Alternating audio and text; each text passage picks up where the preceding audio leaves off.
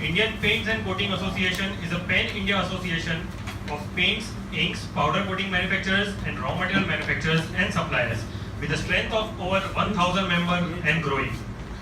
We are pleased to inform our esteemed members that the strength of Maharashtra region has increased to 175 members within a span of 1 month from initial 88 members.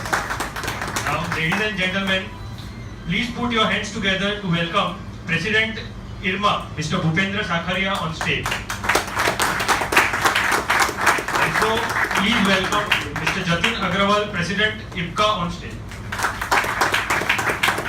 Also requesting IPCA Maharashtra Chairman Jaideep Nagreja on the dais.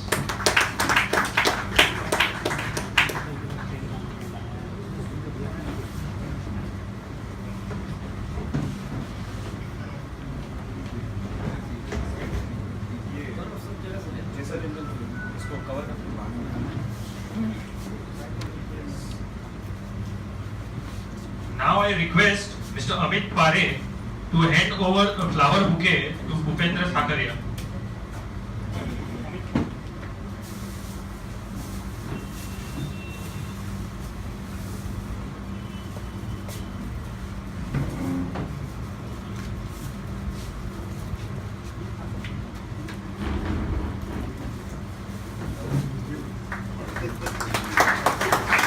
Also welcome Mr. Jatin Agrawal with a flower bouquet.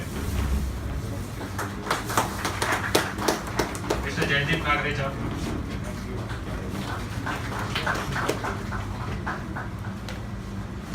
Here we would also like to acknowledge the presence of following office bearers of IRMA: Mr. Siddharth Shah, Vice President; Mr. Nuttan Shaw, Secretary; and Mr. Challawala, Treasurer. Requesting Manish Madhavanji, please hand over the flower bouquets to all.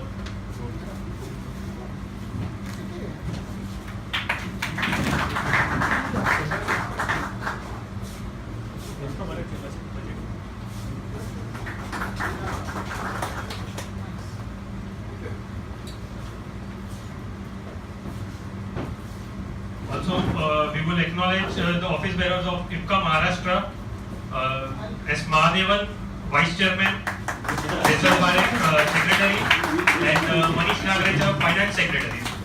Mr. Hiren Shah, requesting you to hand over the flower bouquets.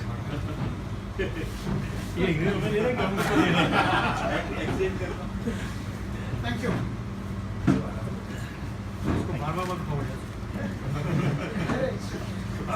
Now I request our Chairman, Mr. Jaideep Nagreja, to kindly proceed with the welcome speech.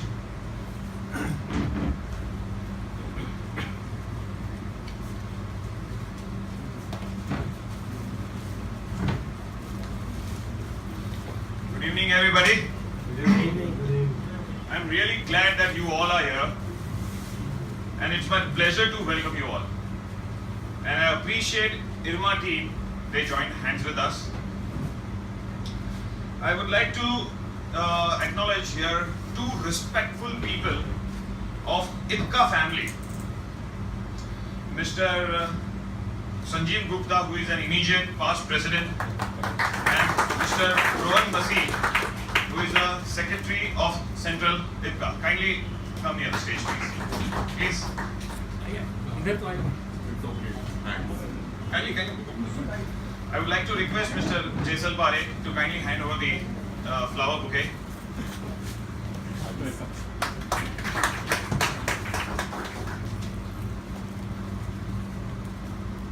Take this from my wife.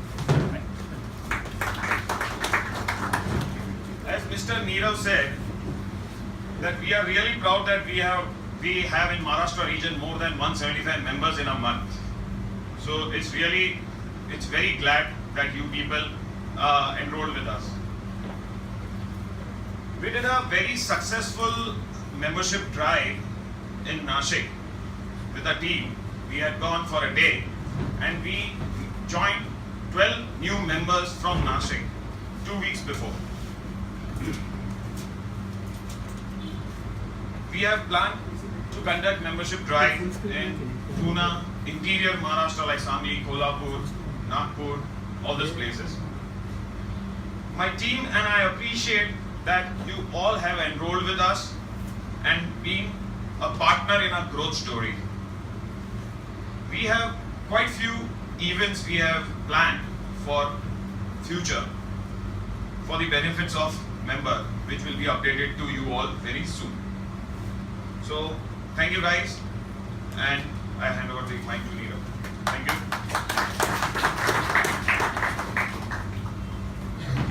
Thank you, Jimmy. Requesting President IRMA, Mr. Bhupendra Bhai, to address the audience.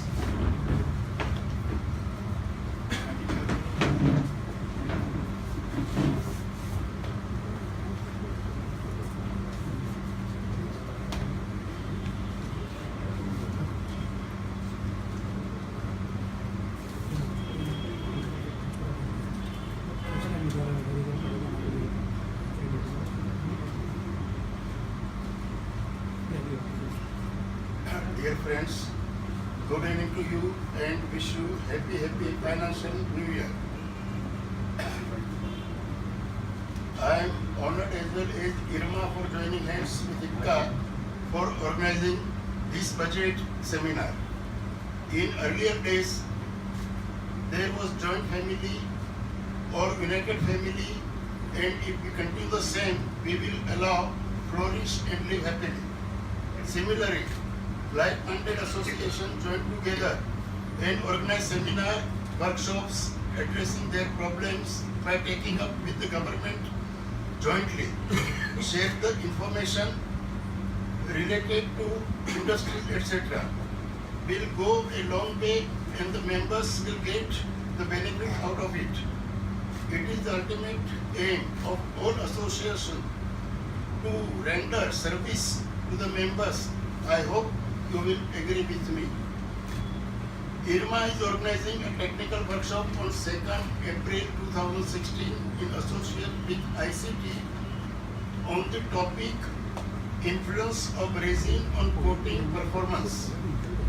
We have invited eminent lecturers and the chief guest and keynote speaker will be Padma Shri Professor G.D. Yadav, Vice Chancellor of ICT. I wish that you all participate and get the benefit out of it. For more details, please communicate with IRMA office or Mr. Khanna. Thank you very much.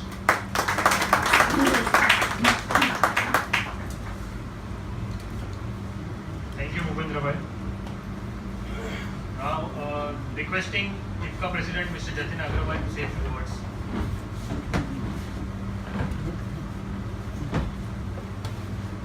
A very good evening, one lady and so many gentlemen. It's a pleasure to be here. We have flown all the way from Delhi just to be here, to be in the audience and listen to these beautiful orators that we have out there.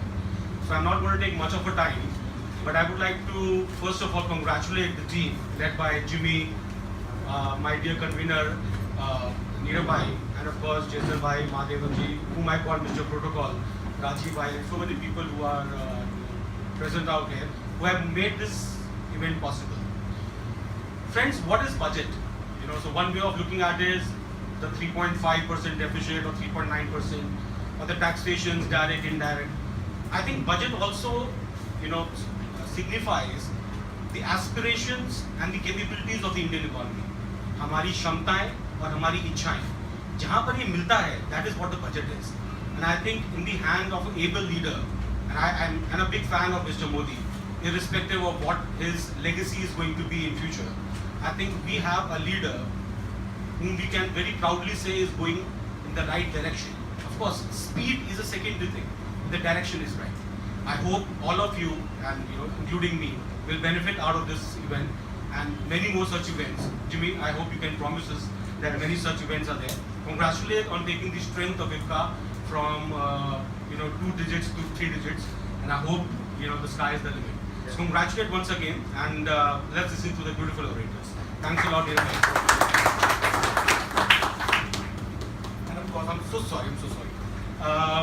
Just to acknowledge the beautiful marriage of IRMA and IPCA, I have a small token of respect and a memento for Sakaria Saab, for whom I have great respect. It's an honor to share the stage with you, sir, and just a small token of respect for you.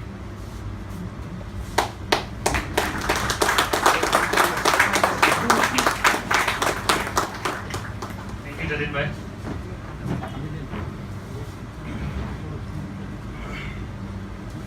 Experience is the hardest teacher. It gives you the test first and lessons afterwards.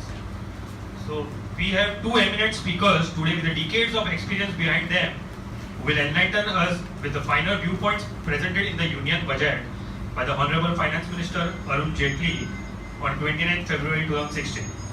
So without much ado, we proceed with our budget seminar. So, thank you all the office bearers.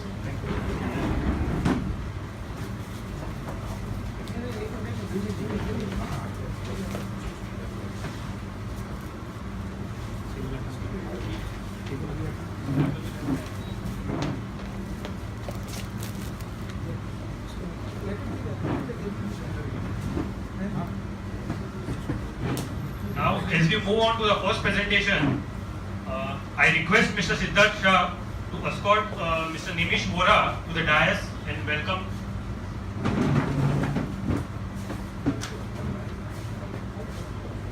Please come.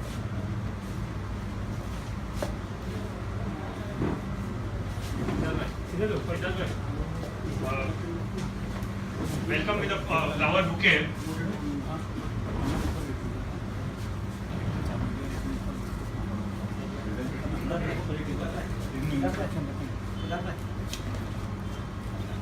Please welcome Mr. Nimish Vora with a flower bouquet.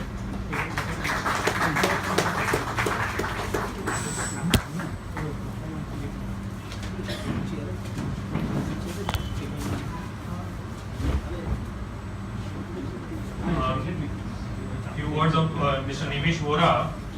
Nimish is a director, industrial and consumer product segments, and focuses on tax advisory, compliance and litigations. Services in the area of transfer pricing, international tax and corporate tax. He joined Ernst Young in 2007 and he is based in Mumbai.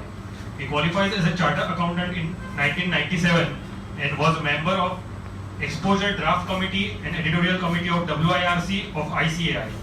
His skills are as follows. Nimish specializes in planning and executing defensible transfers and pricing strategies, planning and implementing corporate tax advisory services, defending issues in transfer pricing, international tax and corporate tax before tax authorities and in litigations. His key technical experience, Nimish was more than 17 years of experience in advising Indian and multinational clients on domestic and cross-border tax and transfer pricing. Nimish has experience in representing tax litigation matters before the Income Tax Appellate Tribunal and Appellate Commissioner on domestic and cross-border tax and transfer pricing. He has assisted multinationals in planning and defending the transfer pricing policies before the revenue authorities in India. Today he will be speaking upon the direct taxation. I think now I'm audible. Yes, yes. At the outset, I would like to thank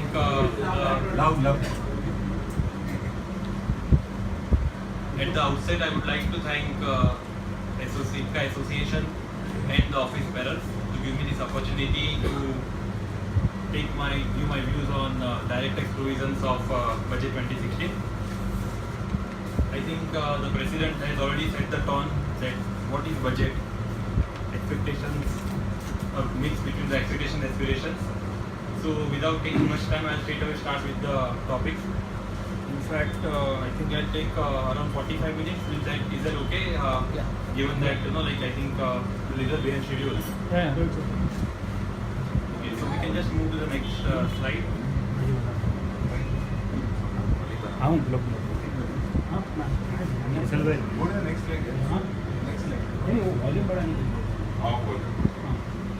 This mic. Okay.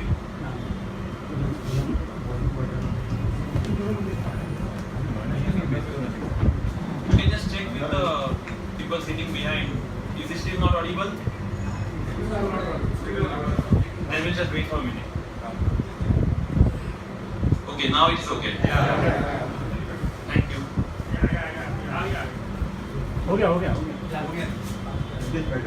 So I divided this presentation two parts. One is key policy initiatives and second direct tax proposals. So policy initiatives, will just go to the next slide.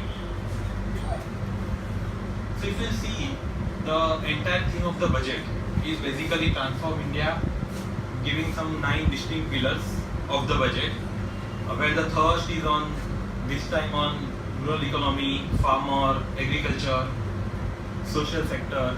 These are the things which finance minister had presented when he was giving his budget speech. Then there is a lot of emphasis on job creation, on infrastructure and investment, on financial sector reforms. The minister also said that okay, we are likely to achieve our fiscal discipline, and then of course a lot of things on tax reforms. So going to the next slide, while I have captured under each sector, but I think now everybody by now everybody knows that what are the policy initiatives being taken by the government, and given that there are many things which are we have to cover under direct tax reforms, so I'll just straight away take you through the direct tax reforms. So we can just skip some 2 slides. Yes, now coming to the direct tax proposals.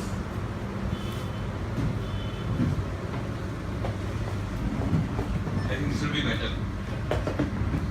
So what I have done is that just to give a snapshot of the tax rates which will be applicable from the next year. With the heading mentions with effect from 1st April 2017, which is generally the income tax language, which is assessment year 2017-18, and that means that it is applicable from financial year 16-17. You are starting from April 16.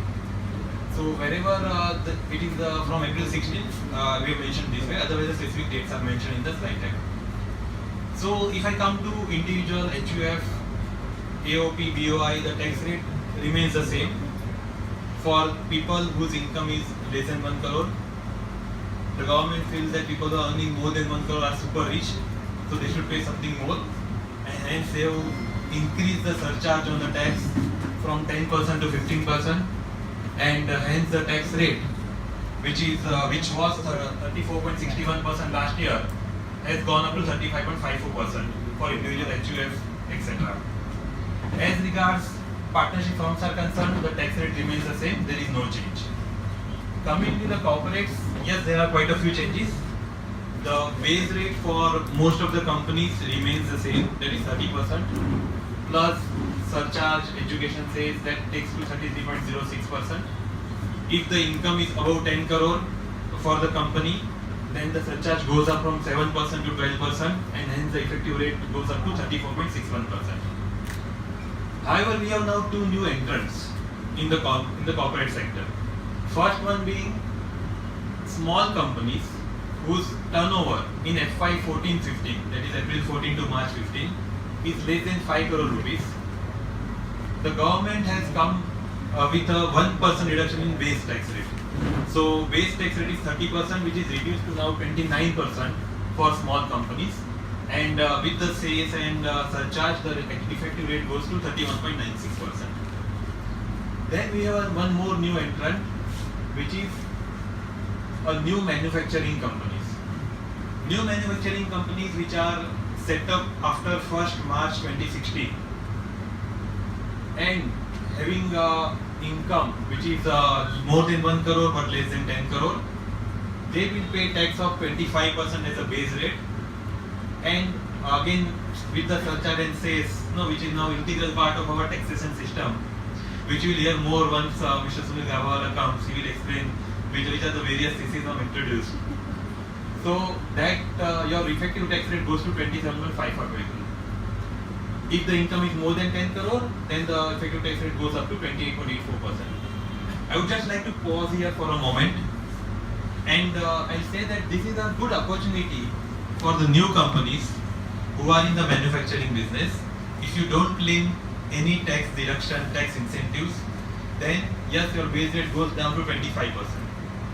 And even you can consider of converting your existing company or transferring your business from existing company to the new company, where you can get a lower rate of 25%. You may remember last year the finance minister had mentioned in the budget speech that they are planning to have phased reduction in the tax rates to reach to 25%. by reducing the deductions, incentives, etc. So while he has not done much thing for the regular companies, but at least he has started by reducing the tax rate for the smaller companies to 29% and for the new companies to 25%. You can go to the next slide. So, okay, just let me also tell you that we can make this an interactive session. Wherever you have any questions, any doubts, you can always stop me, and we can then proceed further. So is this only for small companies or also for partnerships and LLPs? No, it is only for companies, not for partnership and LLPs. That is not come. But isn't that a bad distinction you are creating into? Yes, that's true. In fact, just go to the earlier slide. Just go to earlier slide. I think I'll keep you very busy today. So, if you see, that differentiation is made this time because everywhere your effective tax rate is 33% in company's case, it is still 34% in the firm's case. Maybe the idea behind this is that in the company's case, after profit, when you declare dividend, you pay 10%. dividend distribution tax. Whereas in the case of firm or LLP, your profit from the firm, share of profit is not liable to any further tax. Maybe that is the difference. And that's why effective tax which you pay for a company is much higher than what you pay for a firm or LLP. Another thing is that it's only for manufacturing and not for trading companies. Yes, this 25% rate is only for manufacturing, not for trading companies. Just a previous slide. Yes. How many years the tax slab is for how many years? No, so right now this tax leg of 25% is forever.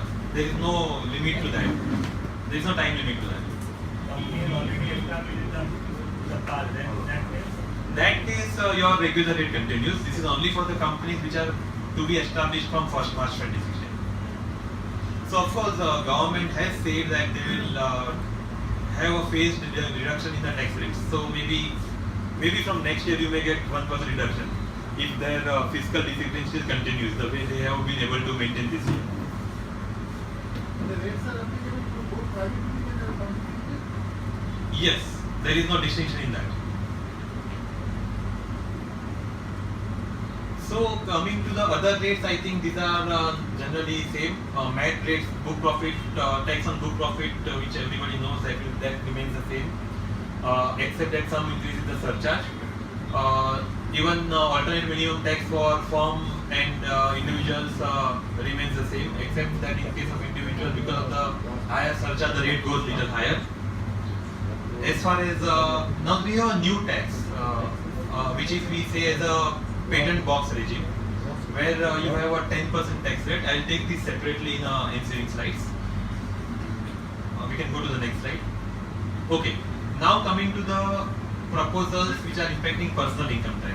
Now wherever we have gone in this week for a budget presentation, this is the area which is the most debated area which we have seen so far. So in case of salaried class, the employees who are earning salary and they are also provident fund, they are part of provident fund scheme. There the scheme was so far that everything, whether contribution, income as well as the withdrawal from the provident fund post retirement was tax exempt from tax. Now the government has intended to change the scheme, whereby currently the employer's contribution to the provident fund, which was tax-free, whatever amount it was, it should be 12% of the salary. Then there was no other limit for the tax-free portion of the same. That now they want to limit to 1.5 lakh rupees. So any contribution which is more than 1.5 lakh rupees will be taxable in the hands of the employee. Similarly, there is an equal employee contribution which is deducted from the salary of the employee and deposited with the provident fund authorities. There the government wants to tax the 60% of the total contribution which is made after 1st April 2016 as taxable on the retirement if it is withdrawn by the employee. If it is commuted and pension scheme is opted from that 60%, then it is not taxable in the hands of the employee.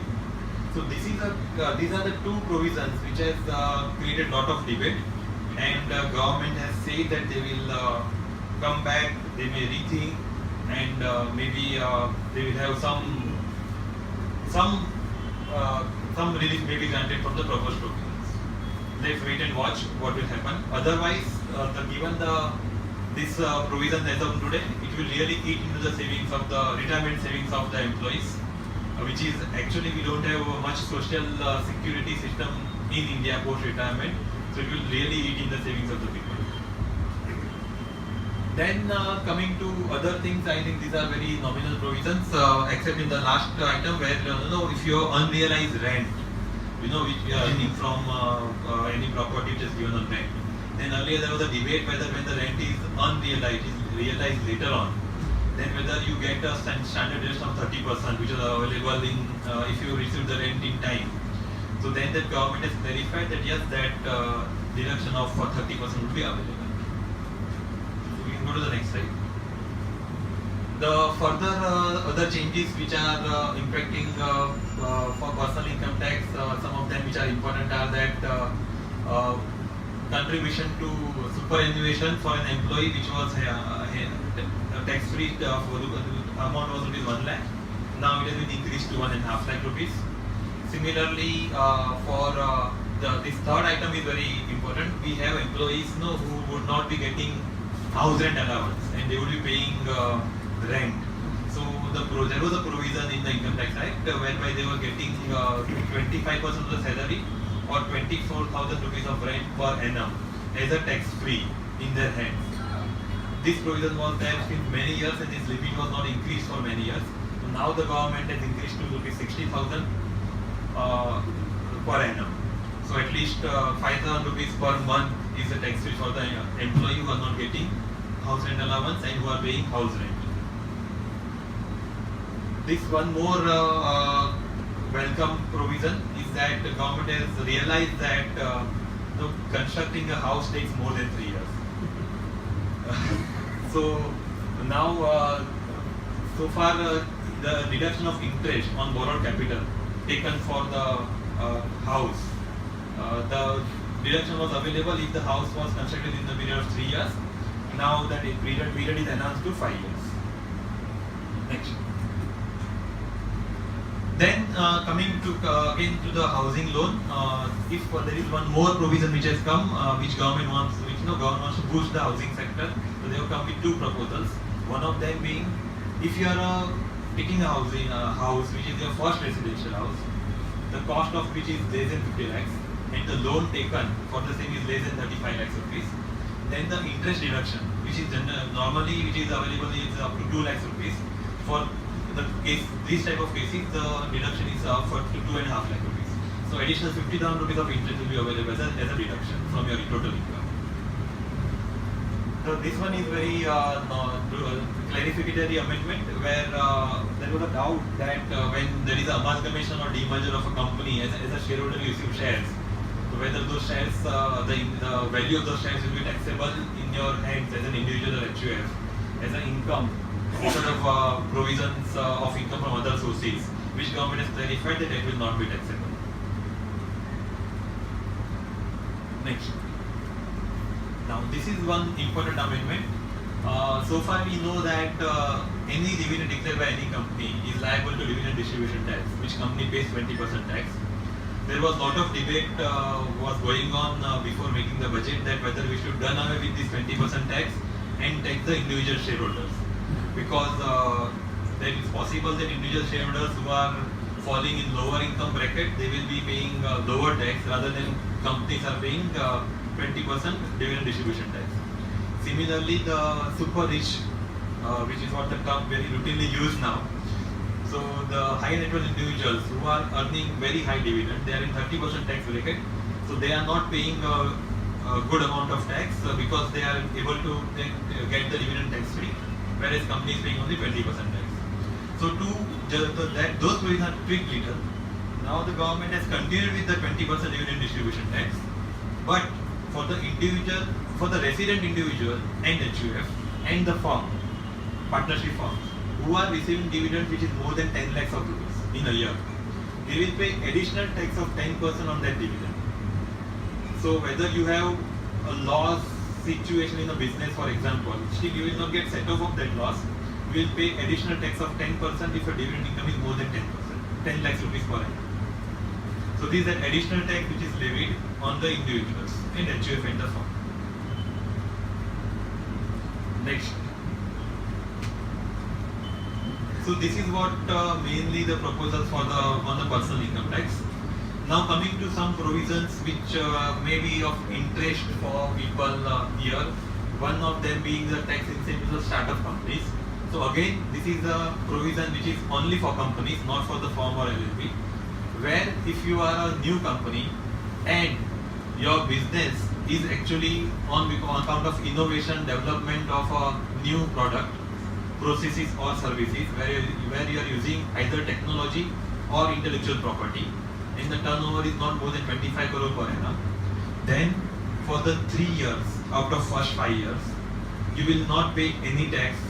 Your 100% profit will be tax free. However, you will be liable to pay the minimum alternate tax on said profits. Who is the judge of innovation? Well, they are going to set up some procedure for this. They will notify and then you will have to go and register with the particular associations, which will certify that yes, this is the innovation, and then you will be eligible for this regime. But it's a very grey area, right? It's an ambiguity. Yes. So the rules are likely to be prescribed for this. So right now the provisions are proposed. So clarifications will come. Associations like us? Sorry? Associations like us? No, it will be government notified associations. For sure. We can make money in that. So what will be the MAT on this? 10%. MAT will continue to be 20%. So as such, you will pay end up paying 20% tax rather than paying 30%. Sort of. Okay, this we can skip. We can go to the next slide. Okay, this is what I was just saying earlier, a patent box regime. Now this is a very interesting concept which has been brought in by government, where they are saying that if there is a innovation which is happening in India, it is the development of the innovation and the registration of the patent is done in India, then any income which is earned, basically royalty income which is earned from use of this patent by licensing them to someone else or something like that, then that income will be taxable only at the rate of 10% for the recipient of the income. And of course it is plus applicable certain and says it will go to 11% and odd number. And again, the minimum alternate tax also will not be applicable on such income. So this is what something which government wants to attract investment and do more, attract more and more innovation within India.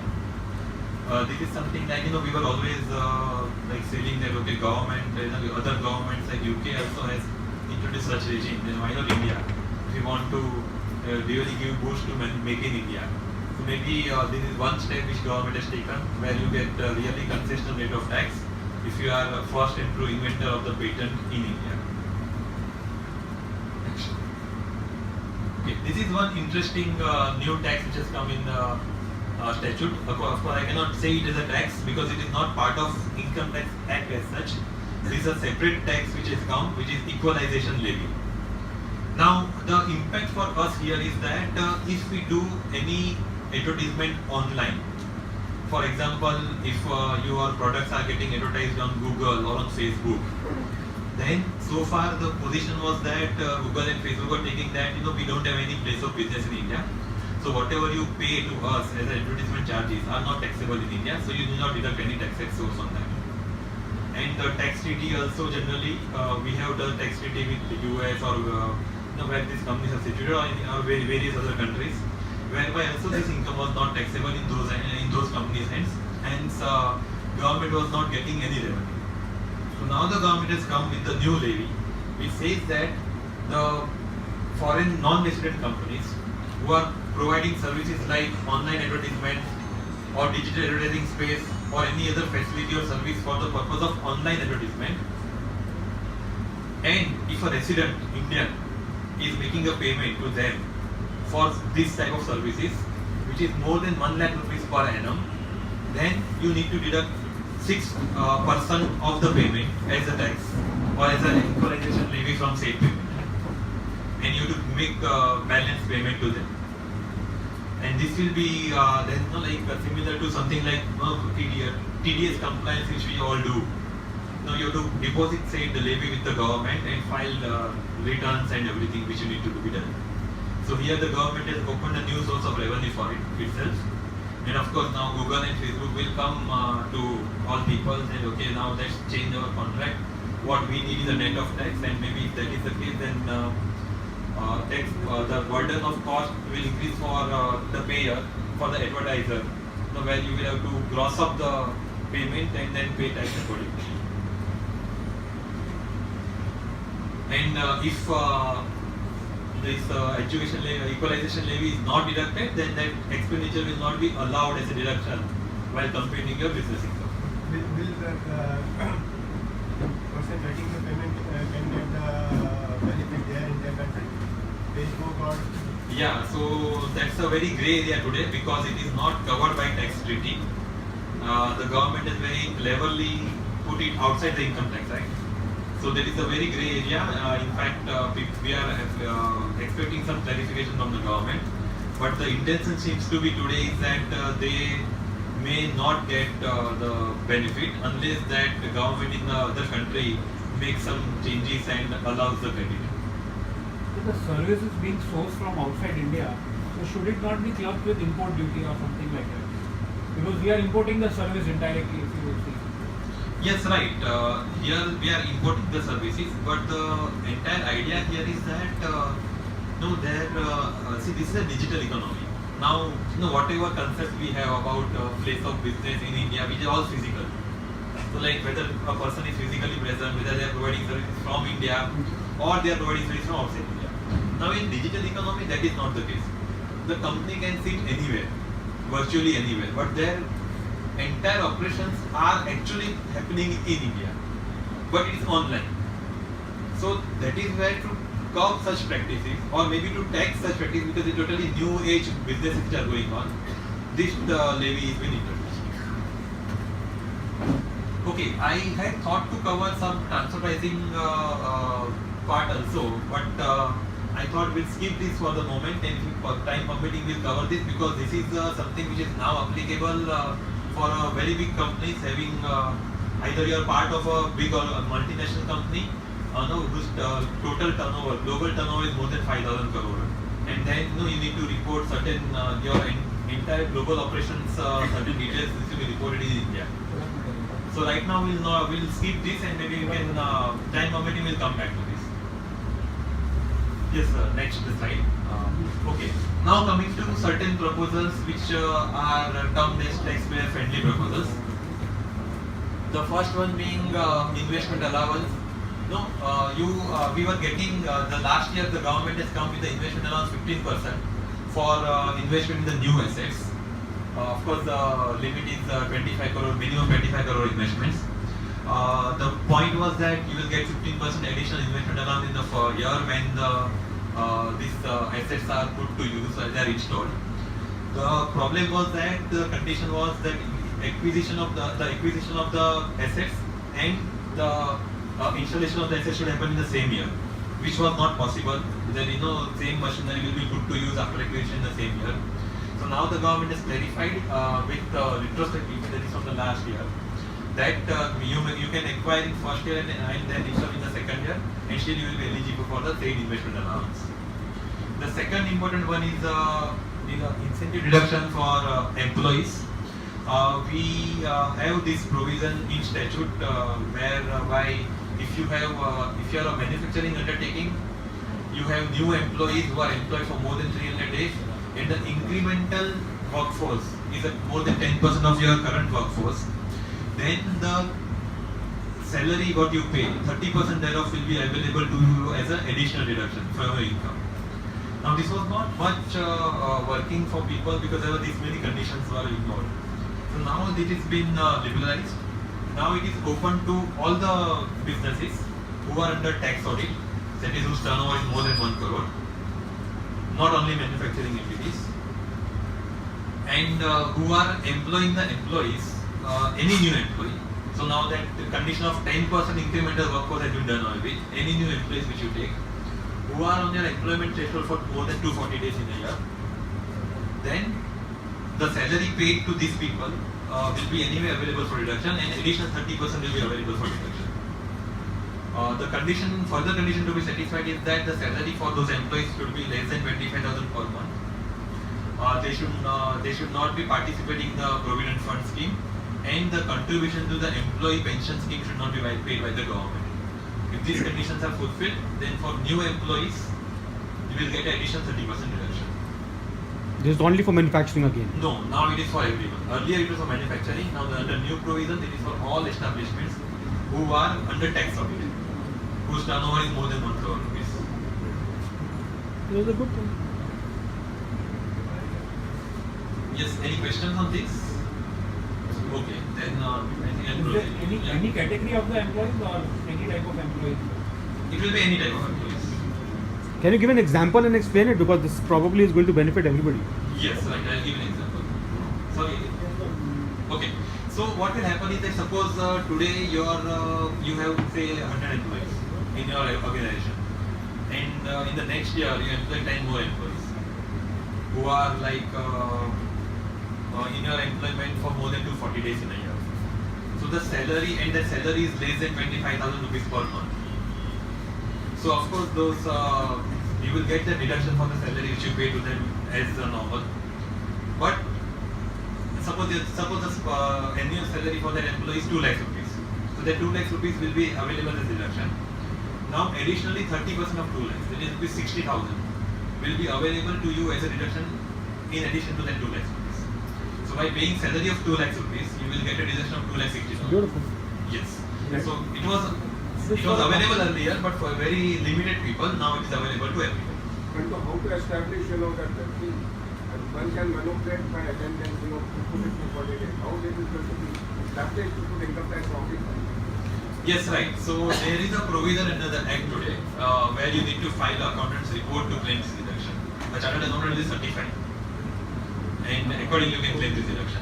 Like what deductions you generally claim under ATIA for your units in the backward area, where you get an audit report from the chartered accountant. Similarly, here also you need to take a chartered accountant's report. The audit report for the number of employees increased from the previous year. Yes, right. And suppose there is old employees leave and some new employees take off. So yes, earlier that problem was not there because the increment should have been more than 10%. So that was getting covered here because the employees has to be seen on a particular date and then you will see the incremental thing. Now, which is done already. So definitely some clarification will come under the income tax rules, which has not come yet. People are going to move from contractual labor to hired labor. Yeah, that is possible. And that is what government wants. That there should be a increase in the employment. So you are giving permanency to the employees from contract laborer to the permanent laborer. And that is why the businesses are incentivized by way of additional 30% reduction. Can you just explain about what companies are covered under 44AV? So any company, firm, even individual proprietary concerns having turnover of more than 1 crore rupees. Okay, only that's the condition. That's the only condition.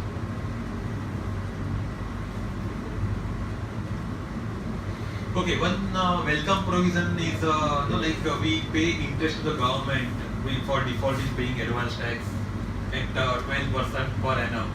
And when we have to receive interest on refund, we get 6% per annum. And always people say, okay, why we are getting 6%, that is also taxable in our ends. Which is anyway, life is not changing there. But the change here is that if you are under litigation and you get a order from appellate authorities giving you some relief, then officer has to give effect to that order and then give you a refund. And generally assessing officer takes some long time to give effect to the orders and they do delay in the refund.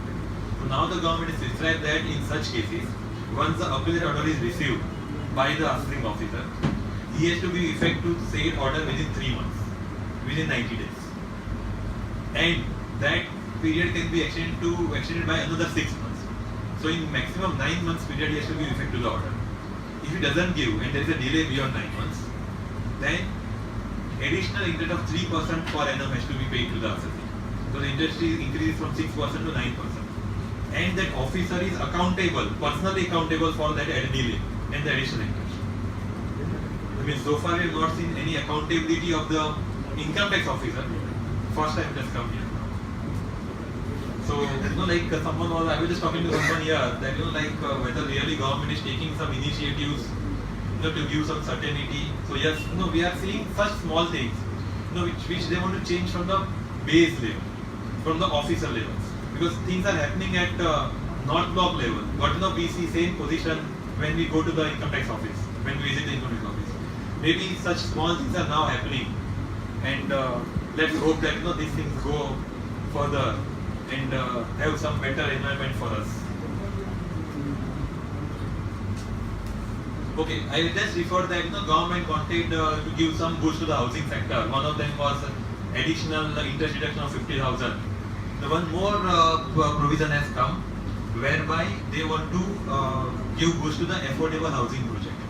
Now here what happens is that you have a housing project which is to be approved from a competent authority before 31st March 2019.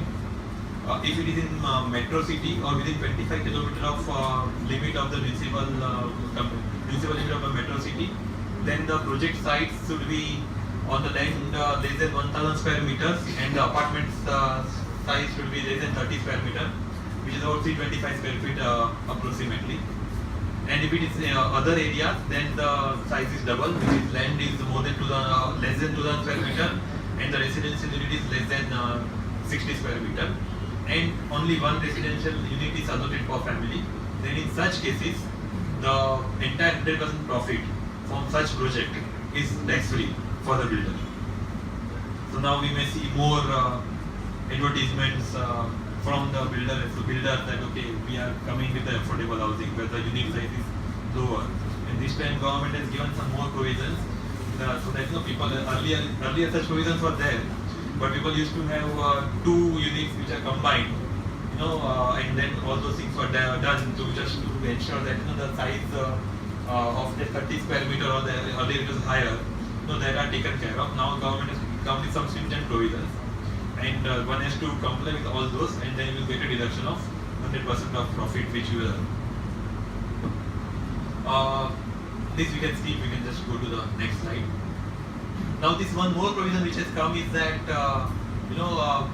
when there are additions in the assessment proceedings, and then penalties are actually levied by the officer, which is 100% to 300% of the tax which is payable on the additions which are made. Generally 100%, we have seen 100% penalty is levied. Lot of changes are coming in the penalty provision which will cover separately. But here the government is saying that yes, if in such additions which are happened and you pay interest and tax which are levied by the officer, then you will get immunity from the penalty, subject to some conditions that you pay interest and tax and everything. So if not such cases where of course addition is very harsh and which is not correct, this will not help you. But suppose you have made some mistake while filing the return and it is realized during the type of assessment, and then you say okay, yeah, this addition is there and now you have to pay tax on that, but officer will also levy penalty for that. So there you can say okay, I'll pay tax and interest and you give me immunity from penalty, and it is possible for you to get the immunity from the penalty. Also there is a provision when the officer feels that there is a demand against you and you may or may not pay, then they may give a provisional attachment to your property. And then if you want to sell or do anything with the property, you have to go to the officer and then make payment of taxes, and then this provisional attachment will be lifted. There the government has come with a thing that if you provide a bank guarantee, then that provisional attachment will be lifted, and then you can use that property or you can dispose of that property. Next, okay. Now there are some provisions which will impact all of us, which are rationalization provisions. We say first being that the time limit for assessment to complete the assessment has been reduced by 3 months. So your assessment was generally getting completed by the month of March, Now it will be completed by month of 31st, by 30 December, so by 31st December. So government will get more time to collect taxes, to show that they have recovered some taxes before March, so their balance sheet is better now. This has come 2-3 years back, it was withdrawn thereafter, and now it has again come. Similarly, the second position is fine. The fourth one is important for all of us. Is that whenever there is some addition in the assessment, and we file appeal with the Commissioner of Income Tax Appeals, the officer is there. Now we'll tell you, okay, you pay me the demand within 30 days, and then we have to approach the officer, ask for the stay of demand. He will generally tell you that okay, pay 50% tax in 3 installments, then balance has stay. Now government has come with a circular on 29th February itself, whereby they say that okay, if you pay 15% of the demand, disputed demand, then the assessing officer will give you a stay of demand for 6 months, which can be extended to 1 year, or till the disposal of appeal, whichever is earlier. So at least know that harassment has gone. It is now we are not at discretion of the office. If you pay 15%, then he will not be after you for making payment for at least 6 months to 12 months.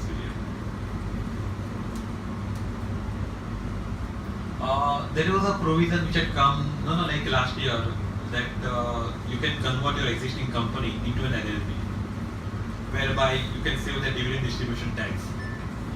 And there were certain conditions that prescribed. One of the conditions which many could not fulfill was that your turnover should be less than 60 lakhs rupees in previous 3 years. Now we know as an Indian community, we have some fertile mind. So what we used to do, we used to advise that okay, let's do one thing, transfer the business to a new company and immediately convert into a LLP, so that you are out of this condition of 60 lakhs rupees, because new company's turnover is not more than 60 lakhs rupees.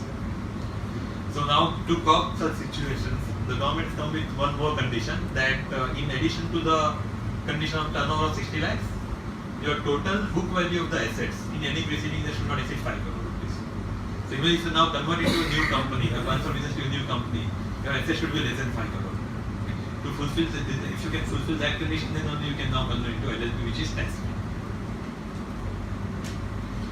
Now another important one is the advance tax installments. So far, individual and firm were paying advance tax in 3 installments, which was September, December, and March. Company were paying in June also. So now for everyone, it is June, September, December, and March. For individual and firm also will have to pay advance tax on 15 June this year, 15 June of 2016 now.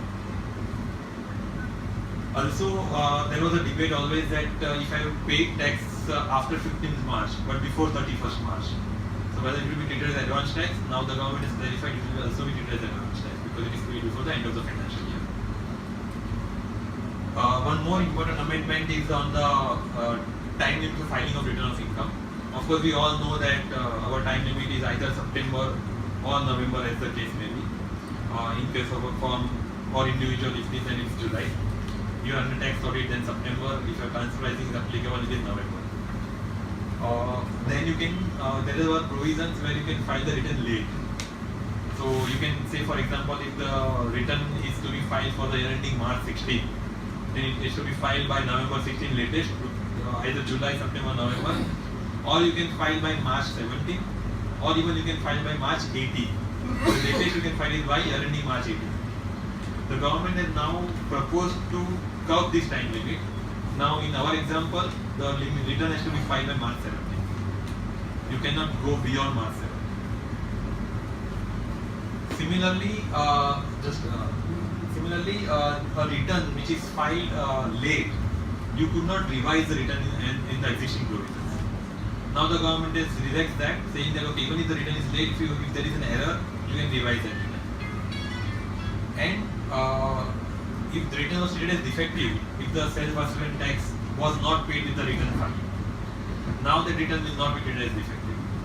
One more provision here is that if your income is below taxable limit of 2.5 lakh rupees for individual, for example, then you need not file return. And there was certain exempt income also, which if you earn, still you need not file the return. Now there is a change in that if you have a long-term capital gains from equity or equity mutual fund, which is exempt from tax, but if it is more than 2.5 lakh rupees, then you still need to file return, though your income is below taxable. maybe government want to check that those returns also now, that whether you rightly claim the exemptions or not. Okay, this also may be interesting for some of us here. That is about presumptive taxation. Okay, actually, how much time we should take? Because I think 10. Okay.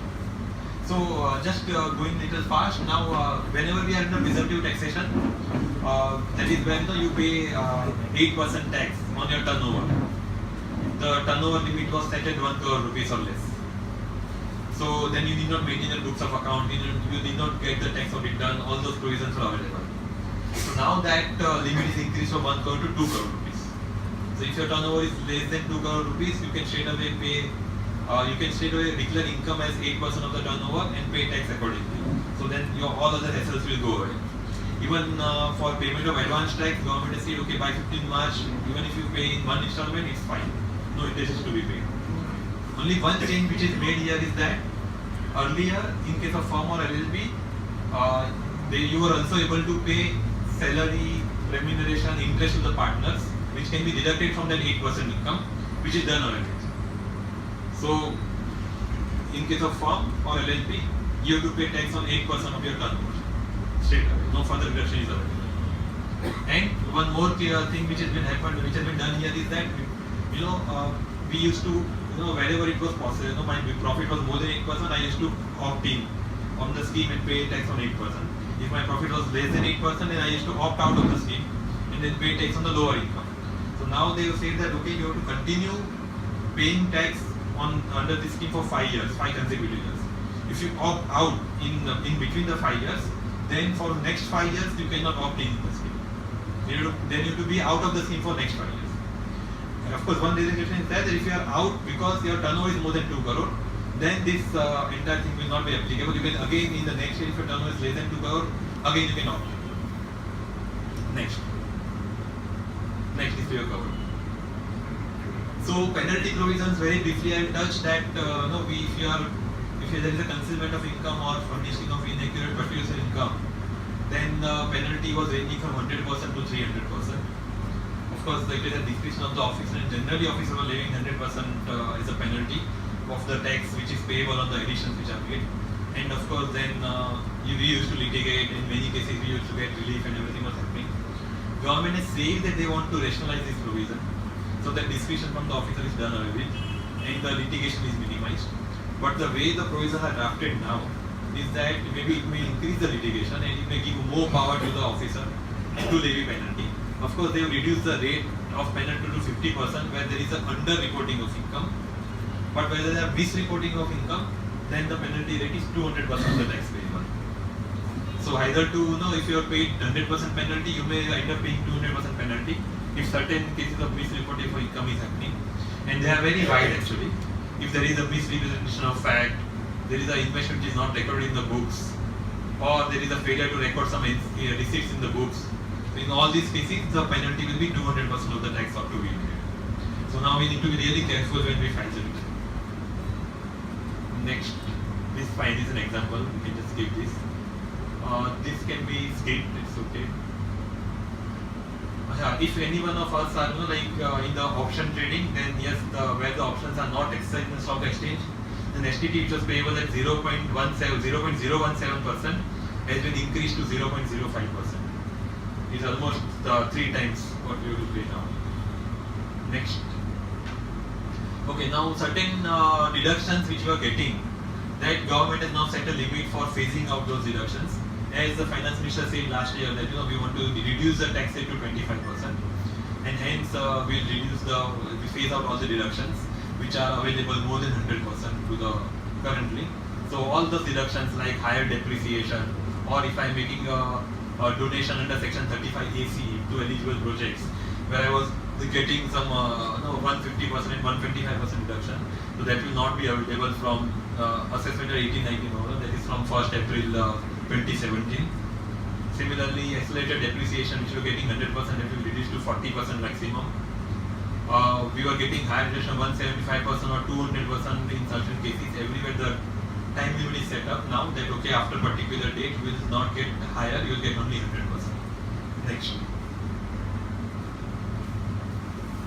I think all these are the same. Okay, next. There are certain provisions which has come to reduce the disputes with the tax authorities. So one of them being that if your appeals are pending before the Commission of Income Tax Appeals and the disputed tax is less than 10 lakhs, if you pay tax and interest till date of assessment, then appeal is deemed to be withdrawn, the matter is over, no penalty to be paid. If your dispute tax is more than 10 lakhs, then pay tax plus interest plus 25% of penalty, and the dispute is over, no further prosecution, penalty, nothing. And if there is only penalty proceeding, then pay 25% of penalty, and then of course by that time you must have paid tax and interest on the amount, and then no further proceedings. So you can end your entire dispute. Similarly, there is an income declaration scheme which has come where your undisclosed income can be declared. No questions will be asked, provided you pay 45% tax on the same. Fair and lovely. Fair and lovely. Yeah, so basically last year they had announced that you can pay 60% tax. Nobody actually gave much response. Now the rate is reduced to 45%. Yes, next. This you can skip, this is just procedural. This also can be skipped. This is also fine. This is one last thing which I'll cover is that about this TDS provisions are rationalized, which are actually welcome. The burden will go down a bit on payer as well as on the recipient because they will increase the limits in various cases. For example, if you are making a payment to contractor, if the aggregate annually you are paying 75,000, you have to deduct tax at 2%. Now the limit is increased to 1 lakh rupees per annum. Similarly, in case of commission on brokerage, the limit is increased from 5,000 to 15,000 rupees per annum. And in various cases, the rate is also lowered. For example, in case of commission brokerage itself, the rate is reduced from 10% to 5%. So there are some welcome provisions just to rationalize, so that people need not file return and claim refund and all those things should not happen. So that is why this amendments have been brought in. Next, I think with this, limiting my presence in the direct tax. If we have any questions, we can cover in next couple of minutes. Yes.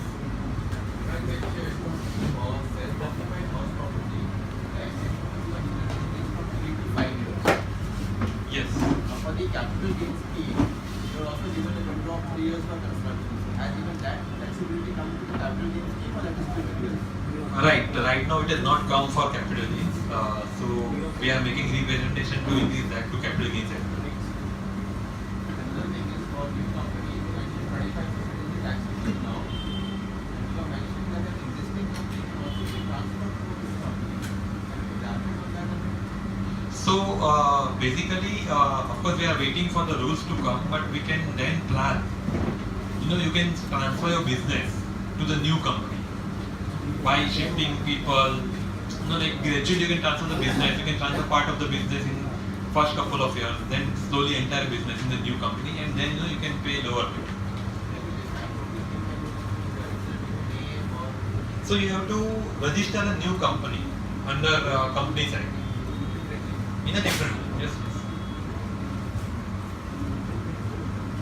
When you talk about the brokerage, the TDS rate reduction from 10% to 5%, how do you define brokerage?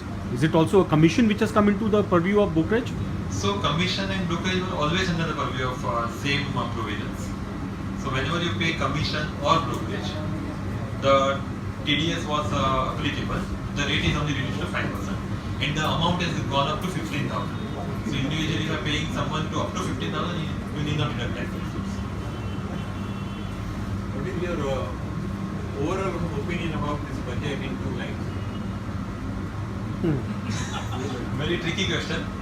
But I was mentioning to someone that it is definitely good for the professional like us. And maybe for industry, there are not much changes. But for economy, I think, as the President mentioned, we are going in the right direction. For startups, what are the new schemes from the government? Finance scheme for benefits? So they are planning to set up a fund, from where you can get the some funding, some 2,500 crore rupees fund they are going to set up. I don't remember the exact number. Some that figure. So some that fund they are going to set up. There's no clarity here from where to. Yeah, so of course from where that will come, there is no clarity. But of course there is one provision which we have not covered here, which was there in the slide, was that even there will be schemes which will be notified. And if you have a capital gain from sale of your house property, you can invest in those funds up to 50 lakh rupees and you will not pay any tax. And that proceeds will be used for funding such startups. Yes, I think this is the last question. I think I am running out of time. Is the presumptive tax provision applicable to the professionals? Yes, for professionals, presumptive tax provisions have come from this year. I have not covered here. So the limit there is a 50 lakhs rupees receipts, and the profit should be 50% of the same. So if you are declaring 50% as a profit, then yes, you can get into that presumptive tax scheme. I think with this I'll end this. Thank you very much for the patient hearing.